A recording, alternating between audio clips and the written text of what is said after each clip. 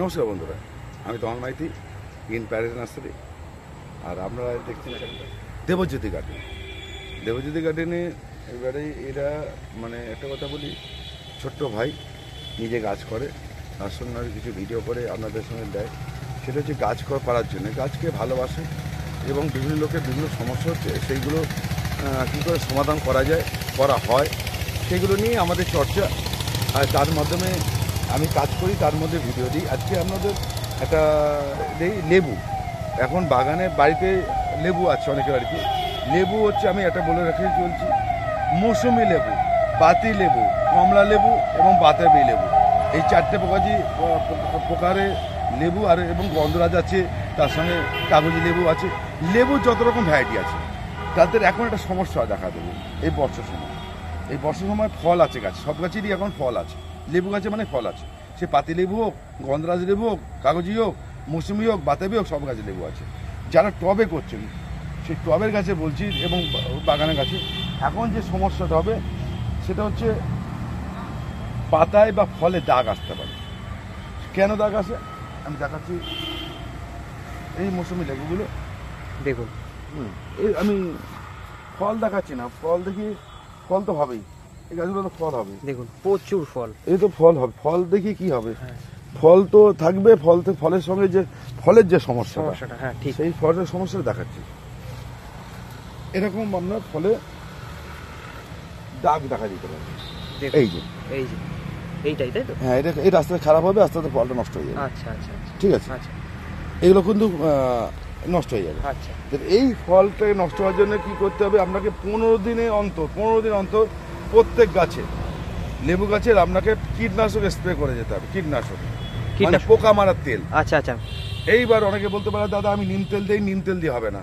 নিম তেল যেটা হচ্ছে আমরা যেটা বাজারে কিনে দেন তার হচ্ছে 1500 থেকে 3000 পিপি, কিন্তু এই নিম তেল পোকা মারতে গেলে 10,000 পিপি, 10,000 পিপি লাগবে। ঠিক, 10,000 পিপির নিম তেল ব্যবহার করলে আপনি পোকাকে নাশ করতে পারেন। এবার আবার দাদা আমি তো বাজার থেকে নিম তেল কিনে আনি, নিম তেল ওটা গায়ে লেখা থাকে কত পিপি, 2000 থেকে 3000 পিপিতে আপনাকে 3 দিন অন্তর নিম তেল মারতে হবে, 3 দিন অন্তর। এবং সেটা হচ্ছে গাছকে রেজিস্ট্রেশন করাবে, পোকা তাড়াবে। একমাত্র পোকা কাজ করবে 10,000 পিপি। 10,000 পিপি নিম তেল খুব বাজারে খুব কম পাওয়া যায়, যেটা পাওয়া যায় তার দাম আপনি শুনলে মাকাশ হয়ে যাবে। সেটা হচ্ছে 100 গ্রাম নিম তেল 10,000 পিপির দাম হচ্ছে 800 থেকে 1200 টাকা দাম। 100 গ্রাম নিম তেলের দাম হচ্ছে 800 থেকে 1200 টাকা, 10,000 পিপি। আচ্ছা আচ্ছা আচ্ছা, এর মধ্যে ভ্যারিয়েশন করে, 800 টাকার নিচে নয় না। এইবার আপনারা নিম তেল, এইবার আপনারা বলছে দাদা আমি তো ফল খাবো, তাহলে কীটনাশক। আপনার তো এই ফলটা পাকবে জানুয়ারিতে, জানুয়ারিতে পাকবে, ডিসেম্বর জানুয়ারিতে পাকবে, তার 1 মাস থেকে তেল দেওয়া বন্ধ করে দেবেন। এখন তেল দেবেন ফলটাকে বাঁচিয়ে রাখার জন্য। ফল এবং পাতাকে, এই যে পাতার দাগ দেখাচ্ছি আমি, এই যে পাতার দাগ, এটা পোকার জন্য হচ্ছে, এর ম্যাপ পোকা বলে। খেয়ে চলে যাবে, দাগ হয়ে যাবে। এই যে ম্যাপ পোকার দাগ, এই যে পাতা কুঁকড়ে দিয়েছে, দেখুন, এটা পোকার জন্য। তাহলে এইগুলোকে আমার বিনাশ করতে হবে। আমার কাছে হয়েছে তো, আমি ঠিকমতো ইনভেন্ট করতে পারিনি। আচ্ছা আচ্ছা, হ্যাঁ, এই যে এইটা গেল, তাহলে আমরা পোকা মারার তেল দিতে হবে। যে পোকা, এই যে পোকা শেষ করেছে এখান থেকে, পাতা উপর থেকে ঠিক আছে, তাহলে কুঁকড়ে যাবে। এই দেখো এই গাছটা ফল দেখো না, কমলেবু, অসাধারণ। ফলটাকে বড় কথা না, গাছটাকে বাঁচাতে হবে বা ভালো করতে হবে। এই পোকা মারার তেলটা দিতে হবে এবং ফাঙ্গিসাইড, এইগুলো কিন্তু অতি অবশ্যই এই লেবু গাছে বর্ষাকালের সময় তোমাকে অতি অবশ্যই একটা খাওয়ার প্রয়োগ করতে হবে, মোটা খাবার। সেটা হাড়ের গুঁড়ো, শিংকুচি, নিম খোল সামান্য, এবারে বাদাম খোল, সর্ষে খোল, এইবারে হচ্ছে মাইক্রোনিউট্রিয়েন্ট এবং হিউমিক অ্যাসিড, এটাকে মিক্সচার করে এবং তার সঙ্গে এইটা যেটা মেশানো হবে, মনে করো আমি 8 ইঞ্চি টবের একটা হিসাব বলে দিচ্ছি। 8 ইঞ্চি টবের জন্য 4 চামচ হাড়ের গুঁড়ো, 2 চামচ শিংকুচি, ঠিক আছে, 2 চামচ হচ্ছে সর্ষে খোল, 2 চামচ হচ্ছে বাদাম খোল, 1/2 চামচ হচ্ছে নিম খোল, 1/2 চামচ, 1 চামচ হচ্ছে সিঙ্গেল সুপার ফসফেট, আচ্ছা, 1 চামচ হচ্ছে তোমার যে কোনো মাইক্রোনিউট্রিয়েন্ট 1 চামচ, মানে সয়েল মাইক্রোনিউট্রিয়েন্ট, আচ্ছা আচ্ছা, গেল। এর সঙ্গে হিউমিক অ্যাসিড হচ্ছে 2 থেকে 3 গ্রাম, 2 থেকে 3 গ্রাম হচ্ছে ম্যাগনেসিয়াম সালফেট, 2 থেকে 3 গ্রাম ম্যাগনেসিয়াম সালফেট, আর হচ্ছে 2 থেকে 3 গ্রাম মানে টপ পিছু হাফ চামচ থেকে 1 চামচ লাল পটাশ। লাল পটাশ ব্যবহার করবে এই গাছগুলোর সঙ্গে।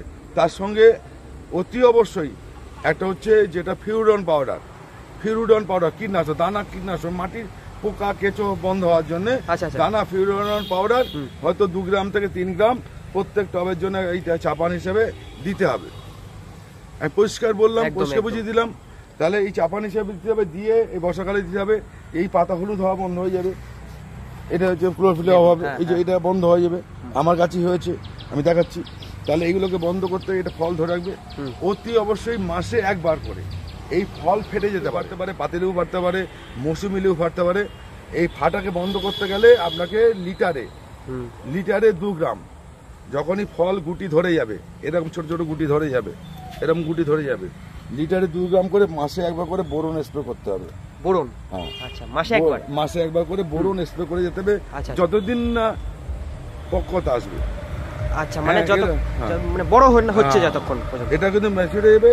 এবার লাস্টে যখন ফল তুলবো তার 1 মাস 2 মাস আগে থেকে আমার এই রাসায়নিক বা কীটনাশক দেওয়া বন্ধ হয়ে যাবে। আচ্ছা, পুরোটাই বন্ধ হয়ে যাবে। আচ্ছা, ঠিক আছে। তাহলে আমার এই ফলটা ফেলে দিচ্ছি, এই যে ফল ফেলে দিচ্ছে দেখুন, হ্যাঁ এই যে পড়ে যাচ্ছে সব ফল হলুদ হয়ে। ঠিক আছে। তাহলে আমাকে কি করতে হবে? তাহলে এইটা গেল। অনেকে বলতে পারেন যে দাদা আমি এত কিছু করেছি তার ফল পড়ে যাচ্ছে, ঠিক আছে। তাদের জন্য আমি একটা সাজেশন দিচ্ছি, যে চিনি আমরা খাই, চায়ের সঙ্গে খাই, দুধের সঙ্গে খাই, চিনি একটা গাছের জন্য 8 ইঞ্চি গাছের জন্য, 8 ইঞ্চি টবের গাছের জন্য 2 চামচ চিনি জলে গুলে দিয়ে দেবেন। চিনি জলটা আচ্ছা, মাসে একবার করে চিনি, যে চিনি খাই সেই চিনির জল 2 চামচ থেকে 4 চামচ 8 ইঞ্চি টবের জন্য জলে গুলে মাসে একবার করে চিনির জল দেবেন। চিনির জল, হ্যাঁ ঠিক আছে। চিনি জল দিচ্ছি বলে লেবু মিষ্টি হওয়ার জন্য না, এটা ভাববেন চিনিতে কার্বন থাকে, এটা খুব কাজ করে, এটা ফল ফেলে দেওয়ার থেকে রোধ করে। আচ্ছা, এই চিনি একদম বাংলা পদ্ধতিতে বলে দিলাম, অনেকে ভাবতে পারেন।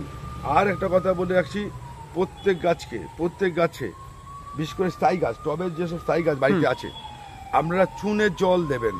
চুনের জল 1 লিটারে 1 চামচ, মানে হাফ চামচ, মানে আমার 10 লিটার হিসাব বলে দিই, 10 লিটারে 50 গ্রাম চুন জলে আগের দিন ভিজিয়ে রাখবেন। সেই চুনের জলটা প্রত্যেক গাছকে প্রতি মাসে একবার করে খাওয়াবেন। আচ্ছা, আরেকজন কমেন্ট করেছেন যে কোন চুন ব্যবহার করতে হবে? যে চুন আর পানের সঙ্গে খাই, এই চুন খাবারের চুন কলি চুন বলা হয়, ঢালা থাকে, আর ভেঙে নিতে পারেন বা ভিজিয়ে নিতে পারেন।